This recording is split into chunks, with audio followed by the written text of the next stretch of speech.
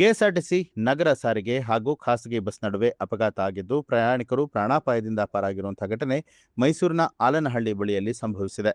ಅದೃಷ್ಟವಶಾತ್ ಯಾವುದೇ ರೀತಿಯಾದ ಅನಾಹುತ ಸಂಭವಿಸಿಲ್ಲ. ಒಂದರ ಹಿಂದೆ ಒಂದರಂತೆ ಹಿಂಬದಿಯಿಂದ ಬಸ್ಸುಗಳು ಡಿಕ್ಕಿಯನ್ನ ಹೊಡೆದಿದೆ.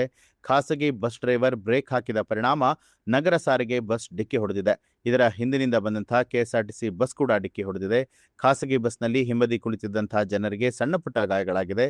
ಸಿದ್ಧಾರ್ಥನಗರ ಸಂಚಾರ ಪೊಲೀಸ್ ಠಾಣಾ ವ್ಯಾಪ್ತಿಯಲ್ಲಿ ಘಟನೆ ನಡೆದಿರುವಂಥದ್ದು.